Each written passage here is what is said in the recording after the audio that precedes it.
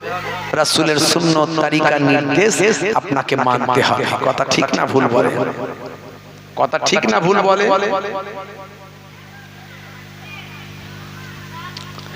হে তরুণ যুবকেরা, হে আমার বন্ধুরা, হে আমার মুরব্বিয়ানেরা, শুনে রেখে দিন বাবা, আল্লাহর নবীর আখলাক চরিত্র, নিজেদের চরিত্রকে বাস্তবায়িত করতে হবে। আল্লাহর নবীর আখলাকে, নিজেদের আখলাককে গড়তে হবে। হে তরুণ যুবকেরা, হে আমার মুরব্বিয়ানেরা, শুনে রেখে দিন বাবা, জেনে রেখে দিন বাবা, পৃথিবীতে চারিদিকে অরাজকতা চলছে, অশান্তির আগুন দাউ দাউ করে চলছে, কিয়ামতের আগমন আস্তে আস্তে লক্ষ্য করা যাচ্ছে, আলামতগুলোর বহিঃপ্রকাশ ঘটছে।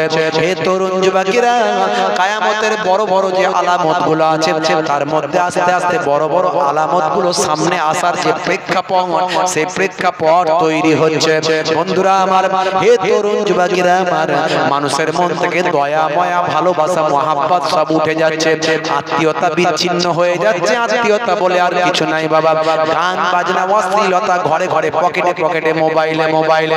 হে তরুণ যুবকেরা আমার, হে আমার বন্ধুরা, ভাইরা আমার মুরব্বিয়ানেরা, মানুষ যে কোনো অবস্থায় যাকে তাকে মার্ডার করে দেয়া হচ্ছে, খুন করা হচ্ছে। যাকে খুন করা হচ্ছে সে জানে না কেন তাকে মারা হলো, আর যে মারলো সেও জানে না কেন আমি তাকে মেরে ফেললাম। হে তরুণ যুবকেরা, হে আমার মুরব্বিয়ানেরা, সারা পৃথিবীতে মালহামা শুরু হবে, বিশ্বযুদ্ধ শুরু হবে। এই বিশ্বযুদ্ধে সারা পৃথিবীর 1/3 মানুষ ধ্বংস হয়ে যাবে, অর্থাৎ পরমাণু বোমা নিয়ে যুদ্ধ শুরু হবে। শুধু সময়ের অপেক্ষা,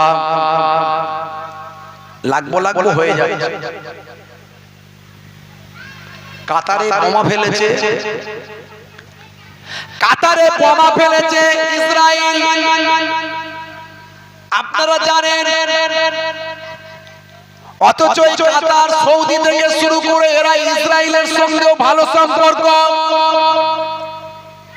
এখন কাতার, ইসরায়েল থেকে শুরু করে আরব বিশ্বের নেতারা বলছে, ভাইরা আমার, তরুণ যুবকেরা আমার, মিস্টার থানি বলছে, আমরা ইসরায়েলকে ছেড়ে কথা বলবো না।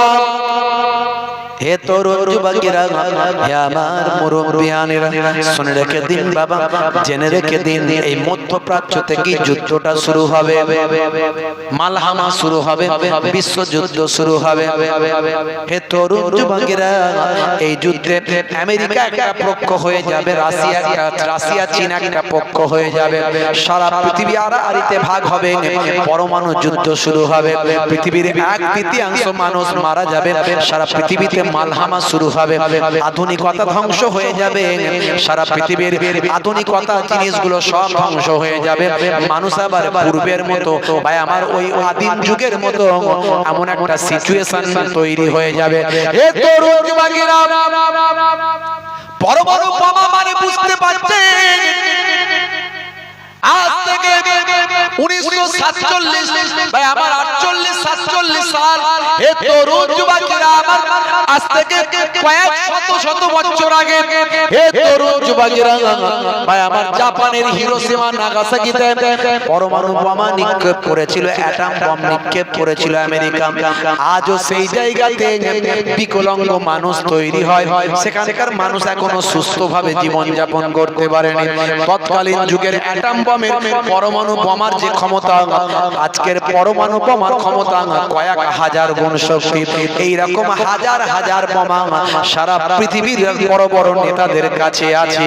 যদি একবার যুদ্ধ শুরু হয়ে যায়, সারা পৃথিবীর 1/5 মানুষ ধ্বংস হয়ে যাবে, 1/3 মানুষ ধ্বংস হয়ে যাবে।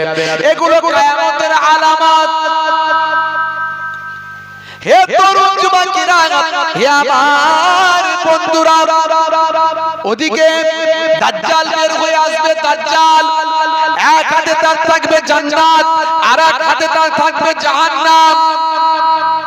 হে তরুণ যুবকেরা, হে আমার মুরব্বিয়ানেরা, মুসলমান, আসলে জান্নাত জাহান্নাম মানে হলো তাকে আল্লাহ এমন একটা ক্ষমতা দেবেন, সারা পৃথিবীর মানুষ মনে করবে এটাই তো জান্নাত, এটাই তো জাহান্নাম। আসলে সে যখন কোন মানুষকে হত্যা করে তার জাহান্নামে ফেলবে, এই হত্যা করার কারণে আল্লাহ জান্নাতে চলে যাবে।